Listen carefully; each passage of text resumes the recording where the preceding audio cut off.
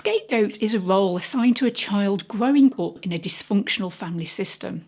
The scapegoat is the person that knows something isn't right and they're blamed for the dysfunction within the family unit. As a result, they're often the target of blaming, gaslighting, manipulation and unequal treatment.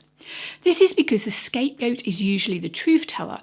They question the dysfunction within the family. Basically, they talk about the elephant in the room. But the act of telling the truth makes them a target. So all the negativity from within the family is projected onto the scapegoat as they become the so-called problem child. The family can then stand back and point their fingers at the scapegoat, saying it's all your fault.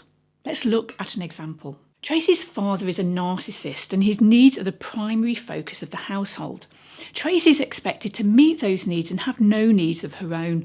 So the focus of the entire household is the needs of her father, not the healthy development of the children. Tracy is expected to submit to the dominant authority of her father, no matter how cruel or abusive he is. So when something happens in the family, from a cup of tea spilled on the carpet to a meal not being on time, Tracy is blamed for it. As a family scapegoat, she's made to bear the brunt of all the family's problems, frustrations, arguments and unhappiness. Rather than look at themselves, the family points a collective finger at Tracy. This allows them to continue their dysfunctional patterns without changing. As the scapegoat, Tracy is the one who tells the truth about the obvious problems within the family. She calls out her father's manipulation, the passivity of her mother, and how one-sided things are within the family. But rather than listen to her, they call her a troublemaker, as they are unwilling to admit to their dysfunction. Tracy's awareness and wisdom are a threat to the family system. Why do families scapegoat? In Murray Bowen's family systems theory, families are viewed as emotionally interrelated systems. The family is a system that uses a scapegoat to displace their dysfunction. So in a nutshell, they dump their dysfunction onto the scapegoat. The scapegoat is then blamed for family issues when in actual fact the whole family has a role to play. Research suggests that parents who are mentally ill or emotionally unstable are more likely to scapegoat their child. According to Professor Gary Gemmell, scapegoating lets the parent believe their family is much healthier than it is. The family believes if it were not for this one person, i.e. the scapegoat, this family would be perfect. So the abusive parent can carefully dictate the family narrative. They often have a story about their child that they're quick to share with anyone who will listen. The story usually goes like this.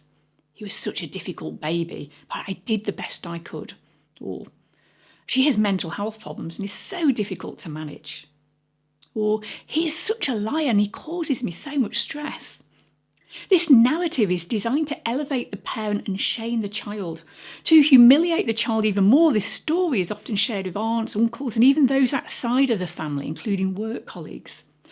So all of these people view the scapegoated child through this same cruel and twisted lens. When a parent uses their child as a scapegoat, they are actually projecting the dark and denied aspects of their own personality. The psychologist Carl Jung called this the shadow side of the personality. In his book Archetypes and the Collective Unconscious, Jung wrote, "The shadow personifies everything that the subject refuses to acknowledge about himself." So the narcissistic parent uses their energy to deny their shadow and project their imperfections onto their child. The narcissist also utilises the psychological defence mechanisms of denial and projection to ignore the darker aspects of their personality. The psychoanalyst Sigmund Freud believed projection to be a defence mechanism used to avoid the anxiety of facing up to one's faults, weaknesses and destructive tendencies. The family scapegoat and trauma. Because a child must rely on their parents for support and safety, they are unable to escape the abusive family environment. This leaves a child vulnerable to developing symptoms of trauma, which may even intensify when they are an adult. The family scapegoat of a narcissistic parent may go on to develop depression, anxiety, suicidal ideation and post-traumatic stress disorder, also known as PTSD. One of the primary symptoms of PTSD is a re-experiencing of the traumatic events in waking life or in dreams. Also the active avoidance of situations that bring back memories of the trauma. The individual with PTSD may also experience hypervigilance, which is an elevated state of constantly assessing potential threats around you. Now, I want to clarify that not all family scapegoats will develop PTSD, but traumatic events can change your perception of yourself, the world, and others. The family scapegoating abuse test. I'm now going to ask 10 questions that will help you identify if you were the family scapegoat. Now, I want to stress these questions are not part of an assessment, they're not exhaustive and should not be used for diagnostic purposes. The questions simply give you a sense of whether you were the family scapegoat. Did one or both parents neglect or abuse you as a child? Did one or both parents treat you worse than other family members? Did you have a sense that one or both parents hated you? In a family home, did you feel you had to be careful not to upset one or both parents?